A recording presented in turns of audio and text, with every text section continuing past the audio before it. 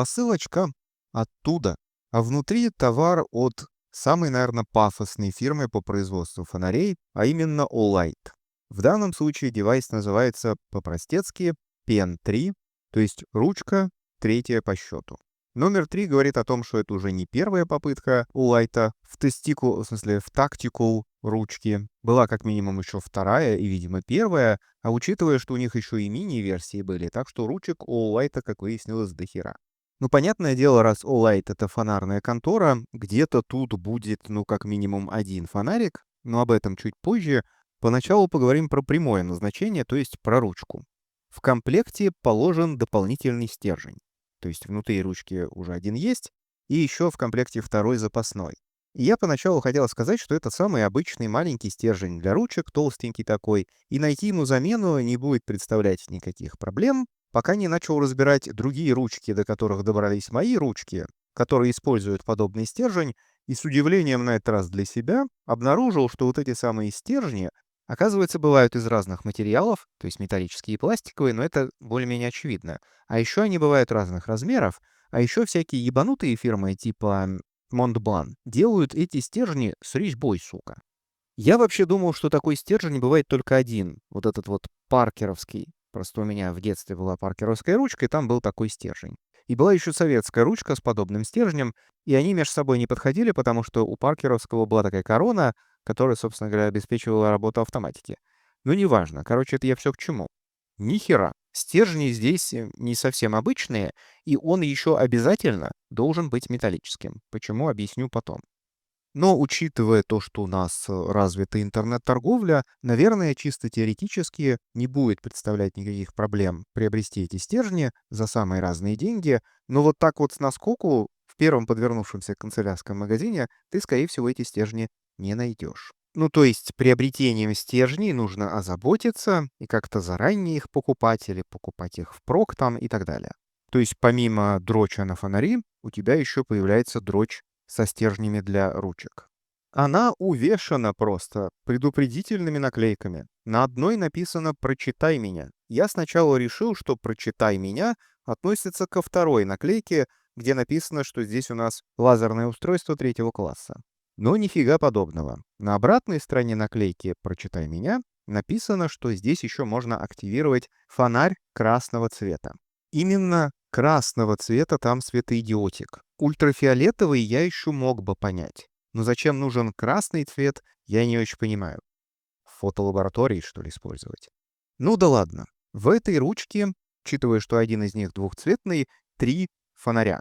Из органов управления здесь кнопка, именно кнопка, а не выключатель, и селектор, который, собственно говоря, переключает эти самые режимы. Значит, основной светоидиотик находится на вот этой подпружиненной прищепке, которая используется для крепления ручки, например, к карману. Ну, крючок, в общем, такой. Крючок, кстати, выполнен так, ну, тоже достаточно тактикулярно. И этот светодиодик имеет 4 режима яркости. Значит, однократное нажатие на кнопку включает его, повторное нажатие выключает, а если нажать, отпустить и удерживать, то переключаются режимы с самого слабого до самого яркого. Итого 4. Включение всегда происходит на самой слабой яркости, но если включить и тут же еще раз нажать на кнопку, то переключается в турборежим. Только между этими двумя.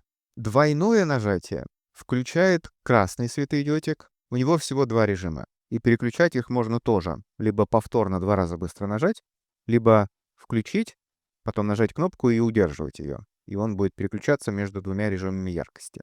Говорить тут о какой-то яркости в люменах, о кри не имеет, наверное, никакого смысла, но при этом фонарик достаточно яркий, и спектр у него достаточно приятный, учитывая, насколько милипиздическое это устройство. И это что касается среднего положения селектора.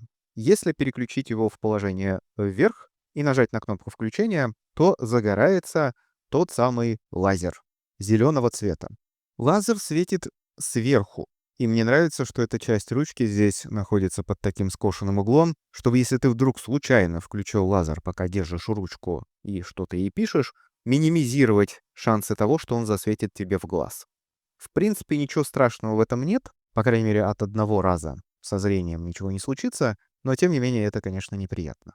Но ручки с фонариками и уж тем более ручки со встроенной лазерной указкой, это уже существует давно, и удивить этим кого-то очень сложно, наверное. Самое интересное здесь находится с другой стороны ручки.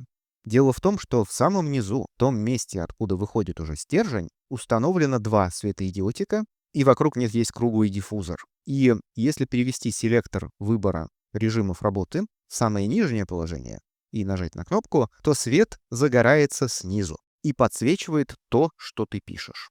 Я такого не видел ни разу. Ну, наверное, есть такие ручки, но я это вижу впервые в жизни. И тут нужно сказать, зачем, собственно говоря, нужен стержень с металлическим корпусом. Ну, очевидно, что этот стержень выступает в роли второго контакта. Первым контактом является корпус ручки, а вторым контактом является стержень. Потому что стержень в эту ручку вставляется снизу, и вот этот вот, назовем это, колпачок выкручивается вместе с этими светодиодиками.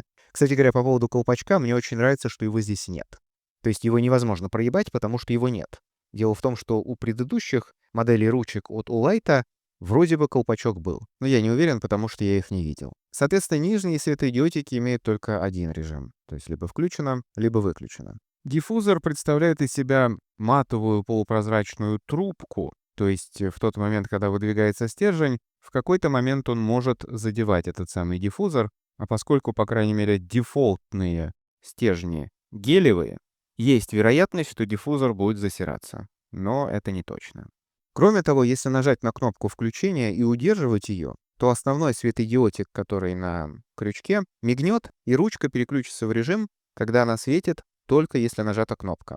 Это было бы удобно, например, для лазерной указки, но на самом деле это режим блокировки, и в каком бы положении ни находился селектор, загорается лишь слабый белый свет сбоку. К сожалению, эта функция не распространяется на указку. Для разблокировки нужно опять-таки нажать на кнопку и удерживать ее, пока не мигнет основной светодиод. Что касается зарядки, она осуществляется с помощью USB-тупися, в комплекте есть кабелечек, а для того, чтобы добраться до порта зарядки, ручку нужно в середине раскрутить и приподнять, и там будет этот самый порт зарядки. В этом случае загорается светодиодик, который сигнализирует о состоянии зарядки.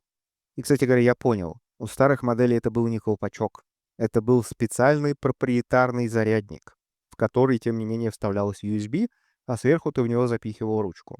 Но в последнее время Olight, слава яйцам, стал отказываться от своего проприетарного говна и лепить везде самый обычный тупись. Что касается использования этой ручки по прямому назначению, то есть для письма. Ну, во-первых, для того, чтобы выдвинуть и убрать обратно стержень, здесь нужно взводить затвор сбоку. Но это же тустикул ручка. И тут две проблемы. Первая проблема — этот затвор, сука, за все цепляется. А вторая, ну, уже у тебя на уровне ДНК. Память, что для того, чтобы вытащить стержень, нужно нажать на ручку сверху. А там не привычная кнопочка, а этот самый лазер торчит. Соответственно, к этому приходится привыкать. Второй момент — это такие там насечки для того, чтобы ручка меньше скользила в руке. Они сделаны в виде таких кругленьких ямочек, и, как мне кажется, если очень долго чего-то этой ручкой писать, то они будут достаточно сильно и больно натирать кожу на пальцах. Ну и, разумеется, эта ручка достаточно толстая. Я не могу сказать, что она прям уж очень толстая, но она где-то в 1,5-2 раза толще привычных ручек. Но, в принципе, она сравнима по размерам с какими-нибудь, опять-таки, монбланками или перьевыми паркерами и так далее. Ну и, конечно, вот эта очень интересная фишка по подсвечиванию бумаги, ну, наверное, пригодится для того, чтобы делать записи в темноте. Что, правда, мешает при этом использовать фонарик на телефоне, я не знаю. Но я что подумал, это, наверное, самый мейнстримовый товар, какой только может быть у фирмы, производящей фонари. На втором месте после ручки это брелок-фонарик, ну, маленький такой, который на кольцо для ключей вешается. Ну, потому что не таскают нормальные, обычные люди с собой фонари. А вот пишущую ручку очень даже. Если ты везде ходишь с рюкзаком или даже с сумочкой женской, то, скорее всего, в них найдется ручка или хотя бы карандаш. А некоторые ручку носят в кармане, во внутреннем пиджака, например, или в переднем рубашке. Это абсолютно нормально. И, собственно говоря, вот этот вот пафосный крючок и нужен для того, чтобы эту ручку цеплять на рубашку. Так что тем, кто ручку и так с собой носит, то если взять ручку, оснащенную фонариком, да еще и лазерной указкой, то это, конечно, повышает функционал данного пишущего инструмента. Но хотя в большинстве случаев, конечно, весь этот функционал заменит вспышка на мобильнике, используемая в качестве фонарика. Ну а зачем в повседневной жизни нужна лазерная указка, я вообще не понимаю. В презентациях, что ли, на проекторах тыкать или чего? Не, я большой фанат лазеров. Мне прям заходит с ними играться, но я понимаю, что это именно дурь. Но сейчас грядет череда праздников. Начнется все с Нового года и закончится чисто мужским праздником в феврале. И вот подобная ручка на самом деле, ну, на мой взгляд, неплохой подарок мужику, у которого все есть и которому ничего не надо. Такой ручки у него, скорее всего, точно нет. С ней прикольно поиграться, и самое главное, у нее есть нормальная функция, а именно пишущая ручка, которая, ну, хотя бы раз в год, но понадобится, наверное, абсолютно любому человеку. Не знаю, расписаться где-нибудь раз в год тебе точно понадобится. И плюс здесь приличная фирма, это не какое-то там китайское говно, здесь все очень хорошо сделано, выполнена она из хороших материалов, сделано очень качественно, упаковка очень красивая, и с точки зрения функционального подарка, на мой взгляд, идеально. Соответственно, если она тебя заинтересовала, ссылочка, как обычно, в описании. Я бог Ютуба! Лайк, подписку, бубенцы!